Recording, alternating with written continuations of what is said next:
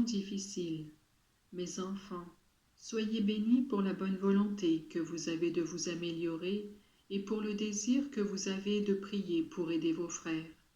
Je vous accompagne dans chacune de vos actions et je vous donne la force. Je ne peux pas vous cacher que la période actuelle est très ténébreuse et la vie humaine deviendra encore plus difficile.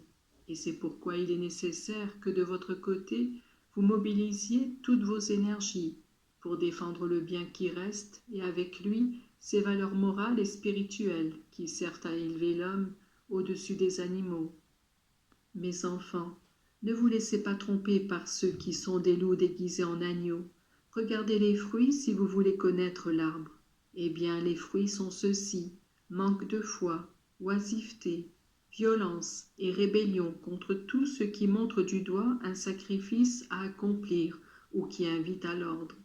Ce sont là les fruits de certaines idéologies et d'une mauvaise éducation. Voilà pourquoi j'invite les parents et les éducateurs à se munir de l'aide qui vient d'en haut pour pouvoir donner des leçons efficaces qui fournissent aux petits-enfants, aux écoliers, aux élèves plus grands, ces principes sains qui fassent d'eux de vrais honnêtes hommes. Sachez que votre responsabilité est non seulement grande, mais décisive. Celui qui sème bien cueillera bien, non seulement pour la famille et la société, mais aussi pour lui-même. Avant tout, donnez à vos enfants des idées bien claires sur la foi. Ne comptez pas sur les autres. Ne pensez pas que l'enseignement religieux soit le devoir exclusif des prêtres, ou que ce soit suffisant, ce qui est enseigné à l'école ou pour préparer la première communion. Cela sera une aide, mais le véritable enseignement doit venir du comportement et de la parole des parents, de la même manière que c'est du cœur que vient le sang qui passe dans les veines. Que les enfants sachent que les parents ont le devoir et le droit d'exprimer leurs pensées, quand elle est conforme à l'enseignement de Jésus, qui s'est fait votre frère, pour vous montrer comment vous devez vivre. Que les parents sachent que ces enfants, que le Seigneur leur a confiés, sont devenus membres de mon corps, et de même que j'ai repris vie humaine et divine après la résurrection, ainsi je désire que tous ceux qui sont morts à la vie de la grâce reprennent une vie nouvelle pour participer à ma résurrection et à ma gloire.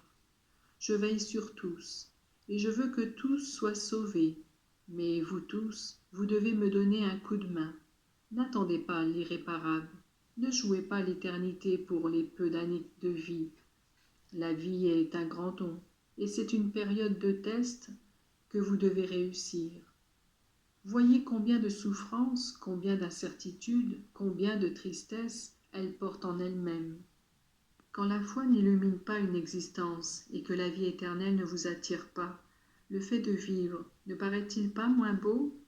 Mais la valeur de ce don merveilleux de Dieu, qui durera éternellement, le don de la vie éternelle en Dieu, ne vous semble-t-il pas qu'elle doit être conservée, protégée, défendue et présentée au Père? Une vie sans but est une vie blafarde ou insignifiante. Une vie sainte est une vie pleine de fruits et riche de mérites. Qui gaspille sa vie semble parfois heureux. Qui vit bien connaît des souffrances et des sacrifices.